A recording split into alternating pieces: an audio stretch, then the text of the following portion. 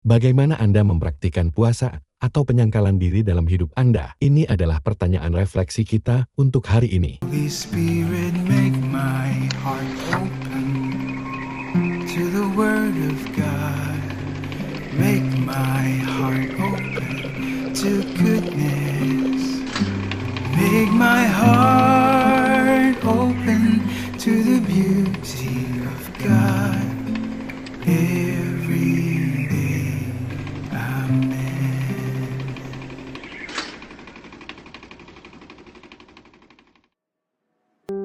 Hai semuanya, selamat datang kembali di vlog hari Senin kami. Izinkan saya memulai dengan sebuah kisah tentang seorang perempuan yang hidupnya ditandai oleh pencarian kebenaran yang mendalam dan jujur. Edith Stein, yang juga dikenal sebagai Santa Teresa Benedikta dari Salib.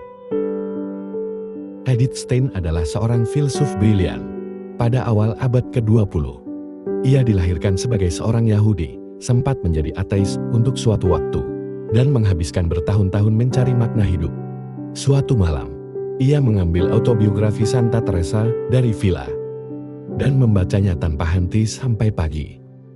Ketika selesai, ia menutup buku itu dan dengan tenang berkata, "Inilah kebenaran." Namun momen itu tidak membuat hidupnya menjadi lebih mudah. Justru sebaliknya, hidupnya menjadi lebih sulit. Ia tahu bahwa menjadi Katolik akan menuntut harga yang mahal. Itu berarti mengecewakan orang-orang yang ia kasihi. Itu berarti mempertaruhkan karir akademisnya.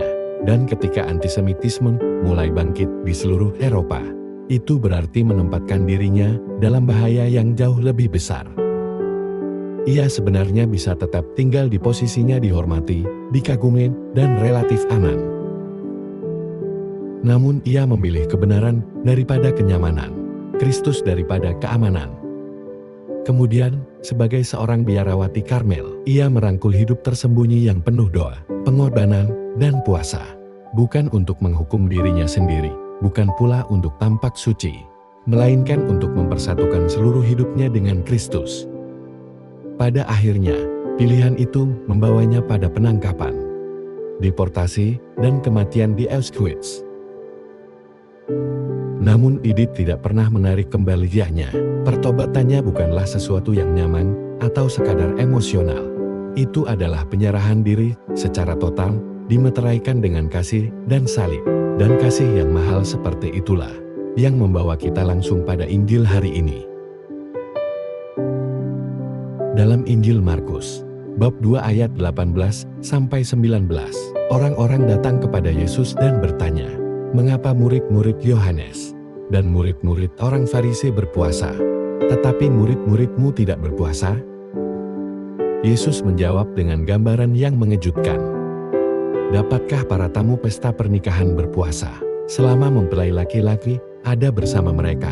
Dengan kata lain, ini adalah waktu untuk bersukacita. Yesus sedang menyatakan sesuatu yang sangat mendalam. Dia bukan sekadar memberi petunjuk tentang praktik keagamaan. Dia sedang menyatakan siapa dirinya. Dia adalah sang mempelai. Di seluruh kitab suci, Allah menggambarkan hubungannya dengan umatnya sebagai perjanjian pernikahan. Dan kini sang mempelai sendiri berdiri di hadapan mereka. Bagaimana mungkin mereka berpuasa ketika pesta pernikahan sedang berlangsung? Namun Yesus tidak berhenti di situ. Dia menambahkan, akan datang waktunya apabila mempelai itu diambil dari mereka, maka pada waktu itulah mereka akan berpuasa. Hari itu mengacu pada sengsara, wafat, dan kenaikannya. Dan hari itu adalah hari kita sekarang. Maka, puasa tetap penting. Tetapi tidak seperti cara orang Farisi melakukannya. Orang Farisi sering berpuasa agar dilihat orang. Murid-murid Yohanes berpuasa sebagai persiapan. Yesus memanggil kita untuk berpuasa demi memperdalam hubungan kita dengannya. Edith Stein memahami hal ini dengan sangat mendalam. Pengorbanannya tidak pernah bertujuan untuk penampilan luar. Semua itu adalah tentang kasih, tentang mempersembahkan hidupnya dalam persatuan dengan Kristus, terutama bagi gereja dan dunia. Puasa, doa, dan penyangkalan dirinya adalah ungkapan dari perjanjian kasih-Nya dengan Sang Mempelai.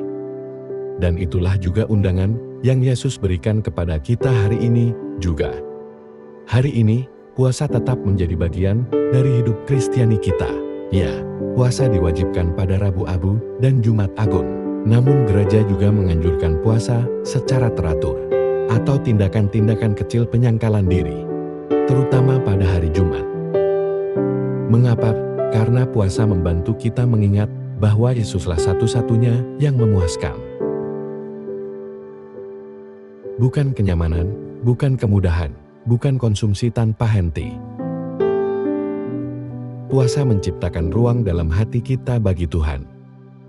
Puasa menenangkan jiwa kita. Puasa memusatkan kembali hidup kita pada Sang Mempelai. Maka, dalam waktu doa Anda hari ini, luangkanlah sejenak untuk merenung. Bagaimana aku mempraktikkan puasa atau penyangkalan diri dalam hidupku?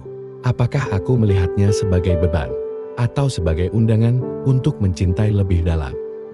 Puasa bukan dimaksudkan untuk membuat kita murung atau sombong. Puasa dimaksudkan untuk membebaskan kita. Bebas untuk mencintai lebih dalam, bebas untuk mendengarkan dengan lebih sungguh, dan bebas untuk mempersiapkan hati kita menyambut pesta pernikahan kekal yang menanti kita di surga. Baik, itu saja untuk hari ini. Jika Anda merasa ini bermanfaat, silakan klik subscribe, dan bagikan kepada siapapun yang mungkin membutuhkan sedikit inspirasi hari ini. Terima kasih sudah bergabung kembali, dan saya sungguh berharap dapat bertemu Anda lagi Senin depan.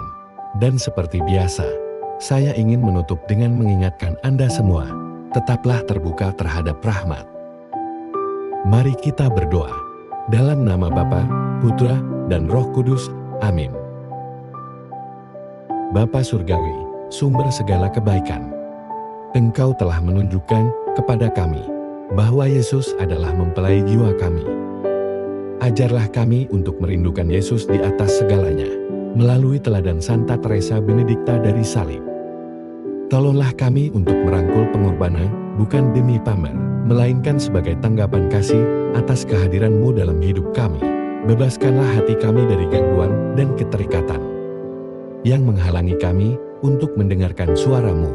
Semoga doa, puasa, dan pengorbanan harian kami membawa kami semakin dekat kepada-Mu dan mempersiapkan kami untuk perutusan yang Engkau percayakan kepada kami.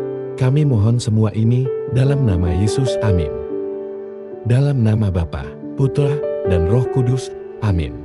Semoga Tuhan memberkati Anda dan keluarga Anda, Gereja Katolik kita, dan Kapels for Christ.